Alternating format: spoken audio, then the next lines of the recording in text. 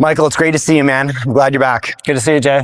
Okay, so like tons to unpack today. And we were just chatting about like sector sentiment. And, we're in this cycle right now where for those of us who have been around, I mean, myself, 15 years, a lot of folks a lot longer, it's almost hard to believe that sentiment has been as strong as it's been and it's maintaining, I was just down in Boca Raton at Rick Rule Symposium, and it's a very small event, but incredibly high quality, and smart investors from outside the mining sector who have made a bunch of money, either selling businesses or independently, and they're bringing it now to this industry with a higher level of conviction than I've ever seen. That's for sure.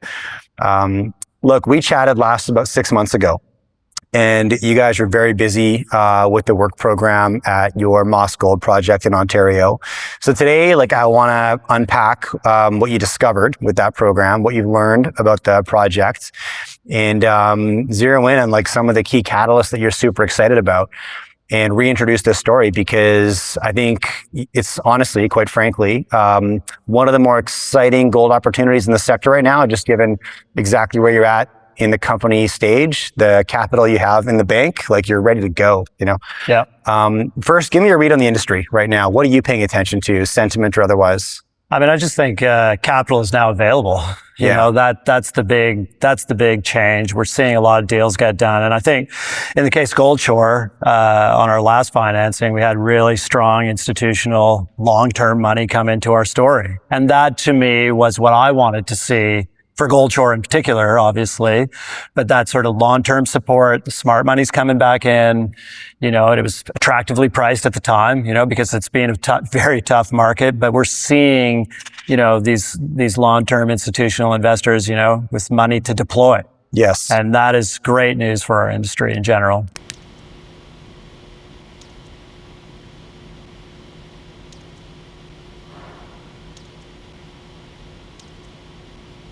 And that financing was announced at 25 million, and you ended up upsizing to, was it 35? 36. I think we were 2.5 times oversubscribed. I mean, Right. Really good, strong demand with great people.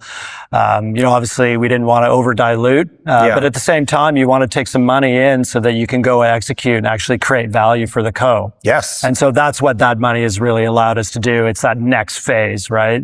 We've got, roughly, the 35 or 40 million bucks to spend here. Mm-hmm. And that's going to actually make a material difference in terms of, the value that we can create. If you're trying to do this 10, 15 million bucks at a time as a developer, right. I think it's a start-stop sort of scenario and very hard to get any momentum. It's about demonstrating momentum that you're actually executing on a time frame. Yes. And that you'll actually adhere to that. Yes. And so that's why when you have these moments of capital being available with good people, they're there for the long term. Yeah. That's how we're actually going to unlock a bunch of value here in the near term for us. I wanted to get into this with you at some point. Let's just jump into it now because you referenced this.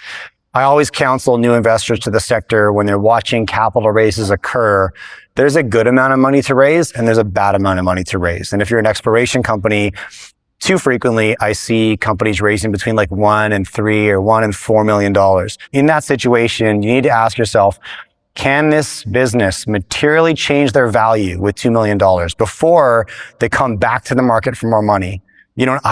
I think that number is around 4 or 5 million minimum for an exploration company. Yeah. Do you agree with that? Yeah, I do. I mean, exploration companies, a lot of these smaller raises you're talking about is survival raises. Yeah, G&A. And ultimately, if you're investing in an Explo co, you want to see meters drilled. Yes. That's the only way to create value, Yes. right? I think in a developer, it's a different story. Obviously, the quantum of money that we require is a lot higher. Yeah.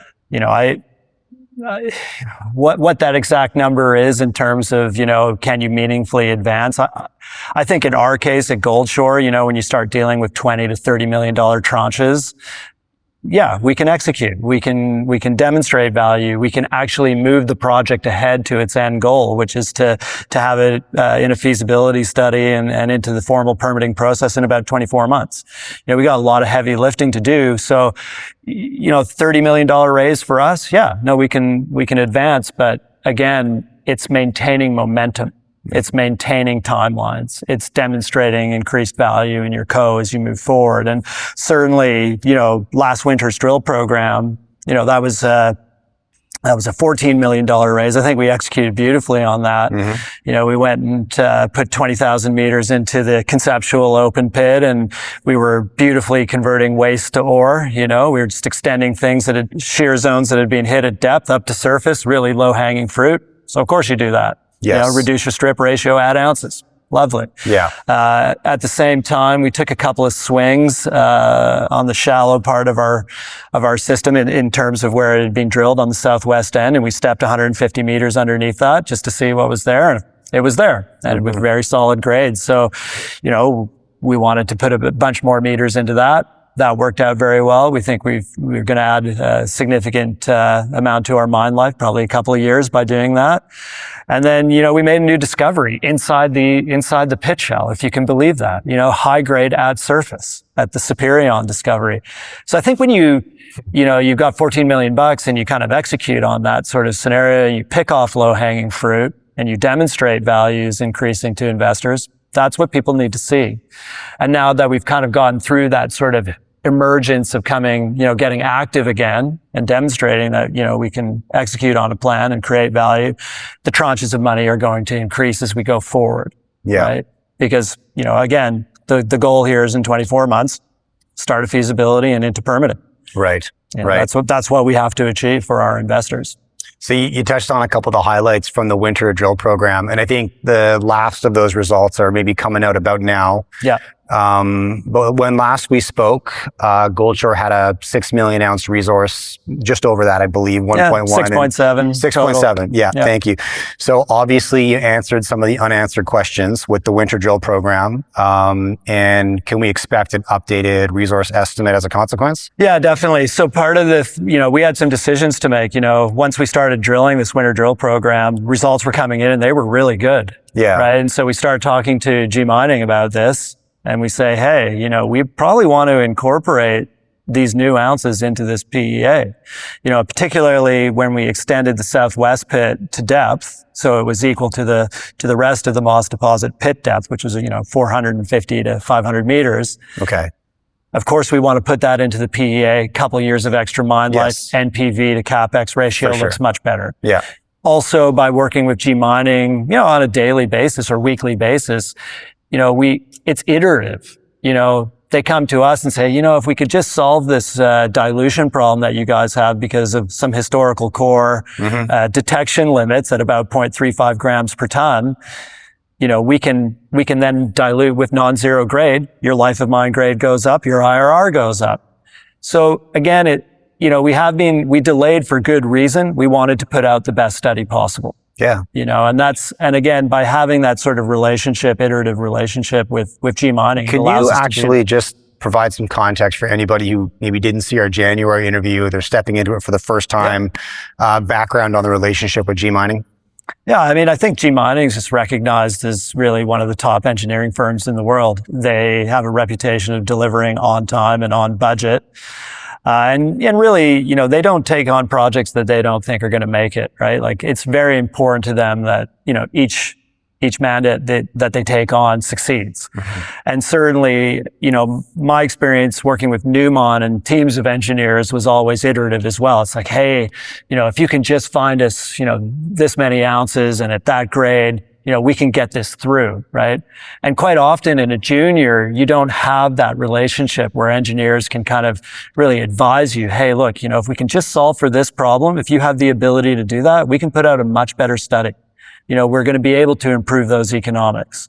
And so that to me is the real advantage of having this relationship with G Mining, and the way we work with them. It's not just like, okay, here's our data, over to you. We are extremely involved, and I think we've developed over, this last year, a lot of trust between the two parties. I really consider them part of our team. Of course they are external, but, from my perspective, they are Goldshore's engineering team. Yeah. Yeah, I know they feel the same way. Yeah. Well, it's not super common that I hear the CEO talk about their engineering firm as much as you do, right? You name them, mention them by name often, and there's obviously a very deep level of trust and collaboration there. That's just really refreshing to hear, how the team operates together. So is it too early for me to ask you for a resource estimate forecast, or do we have to wait for some news on that front? Well, I think, in terms of when that's going to come out, Yeah, sure. it's going to be towards the end of October, early November. So you're going to get a new MRE, and the PEA are going to come out as a single document. Got it. And I think also having the mineral resource estimate in-house with G Mining is important, right? Then it's just like a single firm, solid control. We know, we've all discussed what this has to look like. And I think bringing the engineering piece into the sort of the creation of a mineral resource is really important. Like that gives you a much better mining scenario, and also cohesion between, the geologist, the resource geologist, and the engineering team. That's, I think, can be a miss sometimes. So I'm really happy that they're doing this and, being able to put this all in a single house with G Mining. Okay. So last we spoke, 6.7 million ounce resource. We can expect a new PEA with an updated mineral resource estimate, October, November, right around the corner. 36 million in the bank, and you're sticking to your timeline that by 2027, you want to be in permitting and feasibility, right? So near-term use of capital, where's the money going to go? What can people expect to see from you? Yeah, so we got the money in the till and we immediately started on our grade control drilling, right? So one of the big questions as a developer is how many meters of infill do you need to do? Well, you have to be able to understand the gold distribution. So really the grade control drilling, which is about 21,000 meters in 2 different locations across the deposit, is really going to inform us what the infill drill spacing requirements are going to be. Okay. Right? And so that allows you to know what your capital requirements are for the infill drill program. Now, at the same time, what we learned here this last winter was that the asset is emerging. We know it's 6.7 million, obviously, but, we're extending it. I personally see 8 in front of me with the drill data that we have. Okay. Maybe not all of that gets included in this MRE update because there's a cutoff date to all of this. Yes. Right. But ultimately, at the end of the day, we see this bigger potential, so we want to continue down that track. So we've got, roughly 29,000 meters for additional resource expansion on the northeast end of the pit, where there's some really great drill holes, sort of just outside of the conceptual open pit. We put 15,000 meters into that. I think there's another couple of years of mine life. And the other thing that we did this winter, and I think, again, I can't stress this enough, but, usually you get to a big deposit like this and it's being explored thoroughly all around it. In this case, it's never really been done. So we went and did some basic work, like geochemical surveys. It's difficult there because there's a lot of cover on the rocks. So, complex glacial till and that kind of thing. So we just drilled top of bedrock. Let's get the answer. Let's get a real geochemical survey we can rely on. Let's do the geophysics. And then let's compare that to what moss actually looks like. Like, what's the signature of moss? And that work had never even been done from a geophysics perspective on moss. So we completed a ground-based IP survey over the deposit. All that being said, now we can fingerprint moss and we can start looking for similar signatures. And we're already seeing that, right? Like, that was my bread and butter at Newmont. How did I go drill ounces? Well, I'd go into a district, I'd fingerprint deposits, and I'd go to the data and start looking for similar signatures, right? And we're finally, now at Goldshore, we have that data. And so this is where you can start waving your arms around and going, okay, are we going plus 10? Are we going plus 12 million? And I think to have that, even to be able to sort of pose that question, just sort of demonstrates the emerging nature of the moss deposit. And that to me is a huge advantage that we have, I'm excited to go drill some new things. Yeah. Can you explain something to me? The relationship between grade control drilling and what that tells you about what kind of infill you'll need to do? Well, ultimately, you're just trying to pin down the variability of how the gold is presenting in the deposit, right? Yes. And so that's going to inform what your variogram looks like. And from that, you can then say, okay, your infill drill spacing is at exactly these number of meters, whatever that number may be, okay, for an indicated resource, which we could then bring into a feasibility study. There's going to be a lot of infill meters here. We're not shy about that. It's a 3.6 kilometer long deposit so far. Yes. And we're going to have to put some meters into it. But again, what we've found by drilling inside the pit is ounces are going to come into the story. So I even think in the infill drill program, we're probably likely to find things and likely to put some additional ounces within that open pit. So, it's a really nice problem to have, not quite knowing what you have. But as I said, when you're on the north side of the pit and you drill 9 meters of 7 grams basically at surface, that's exciting, and we kind of back that up with several drill holes and we're like, okay, well, what is this? Do we have 250,000 ounces of really high grade right on surface that gets to the mill early, that makes a huge impact on economics? I think just to be able to have those results is amazing. Yeah. Within already what's something that's a conceptual open pit. So that's to me the real advantage of Moss. It's emerging as we speak. Let me ask you, because to meet your timeline, 2027, permitting and feasibility, we've talked about this. You got to move 3 goalposts at the same time, right? The technical goals have to be hit. Environmental requirements have to be met, and community expectations have to be met and maintained.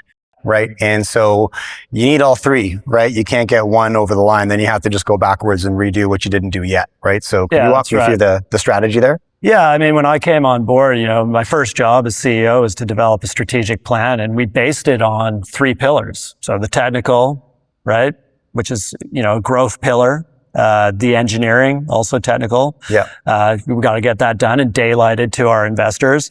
And then it's community and environment. So all of those get equal attention from us. So even though a lot of our news flow is being about, obviously drill results, it's a lot of what people want to see. We also put out news like, hey, our environmental work is on pace to be totally completed so that we can enter permitting in 2 years, and that's all underway, and we invest heavily into that, you have to be ready to do that.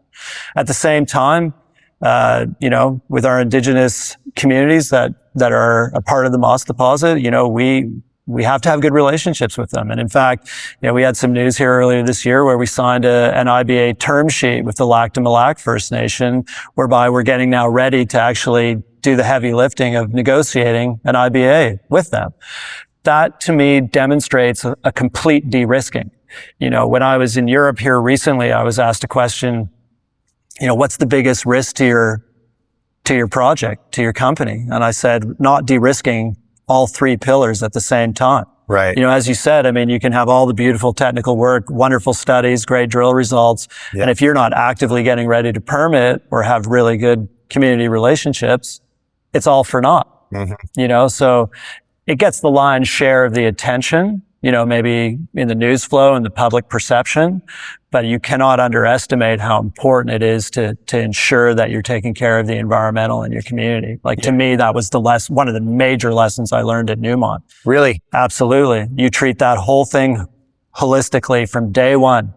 And Pete Flindell, who's also ex-Newmont, runs the technical program for us on the project, he did exactly that when he showed up in 2021, when Goldshore was formed. So, I mean, I rolled in and I was like, oh, Pete, thank you. You did everything exactly as it should have been done. And we can just continue to leverage that, really good beginning that you had to the project. So that's what we're doing. And that's because I would expect maybe that the CEOs, are primarily focused on appeasing the investors, right? And so you're going to focus on that pillar, but eventually you got to appease policy as well, right? And is that why? And is that maybe one of the more common mistakes that developers make? I think you have if you're going to do right by your investors, you're taking care of what we're taking care of, right? That's how ultimately people are going to make the real money here, in my opinion. For an example, if I was with Newmont and you're looking at somebody and they've got a wonderful project on the go, but they haven't taken care of the environmental or the community. And then you say to yourself, okay, well, that's a wonderful project, but now we've got to do 5 or 6 or 7 years of heavy lifting. We're not, it's a disaster. Why would we do that? There are other projects that people have de-risked. And so, to my mind, you always have to be ready to go the distance yourself. But of course, if a bid comes on the table, you want to make it easy for them. Say, we're well organized. We've got our ducks in a row. You can see we're de-risked. You don't have to assume more risk than you need to. Because we've actually been prudent in our approach. Okay. So, we touched a bit on this, but I want you to maybe fill in a few blanks between October, November, when we'll get the sort of preliminary economic picture of what this is going to take to build. In 2027, we hope to be in permitting and feasibility. What can prospective shareholders and investors expect from you in terms of news flow? And, you're cashed up today. Do you foresee that runway being long enough to get you there, or going back to the market for capital? Yeah, I mean, look, the $36 million that we raised is only going to take us so far. And kind of like we talked about earlier, your tranches of capital are going to go up as you proceed. Yeah. So for me, what can people expect from us over a 2-year time window? Well, I think you're going to see obviously more ounces come into a resource. There's absolutely no doubt about it, beyond what we're going to put out in October or November with G mining. Growth is still a big part of our story. You're just going to see that methodical advancement, met testing, improving upon that. That's a big part of what we're also doing right now, sort of on a pre-feas level. But, with the grade control pattern, you get all the material you need for feasibility level met work. Yeah. Okay. And you just start checking the boxes as you go. Yeah. Infill drill program. We're going to drill a lot of meters into this thing. And as I said earlier, I think there will be some surprises in there. And so far, they've all to my mind, they've been very positive. Mm-hmm. We keep seeing better than expected drill results. So it's just a steady flow of a combination of, the nuts and bolts of project advancement, ounces coming in the door, ensuring that everybody understands that we have completed our environmental work and we're doing the job. And then, of course, crucially, our relationships with the First Nations and advancing those to IBAs where everybody's winning. That's our job. We want to put this to a place when it's with the regulators that they can see, everybody's supporting this project. It takes a team of people and their support to get a project across the line. And that's really, a lot of this is about people at the end of the day. Not only, our team internally with G Mining, say, and our external permitting team with 180 Consulting, but the indigenous communities, the community of Thunder Bay, the local community of Kashabawi, all of this has to come together, and all of the people involved have to want the project to go forward and see the benefits of it. Mm-hmm. And that's what we have to execute on at the end of the day. Yeah.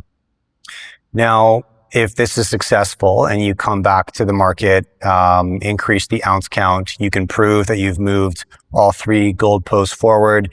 And you recently announced a new sort of shelf financing vehicle. Yeah. Could you explain to me the significance of this and what it provides the company when needed?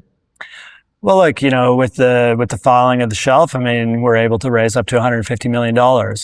And that just says, okay, everybody's, the institutional investors who would be potentially involved in a financing, that DD is effectively done for them. That's it, right? Like you can now expedite that raise. Exactly. Effectively, you're okay. Exactly. Yeah. And, there's, the other thing that we did here this year in talking about financing is we repurchased a 1% NSR from West Dome Mining, right? Okay. And that was a very a good pricing for us. In the original agreement, when West Dome agreed to let go of Moss, there was a buyback of the 1% NSR for $5.5 million cash and $2 million worth of shares at a deemed value of 60 cents per share. So we've repurchased that, and now that's a huge piece of leverage for us. And we've all seen the royalty space and sort of the multiples that these people are paying. Yeah. Well, we just bought something for $7.5 million that's worth a lot more than that.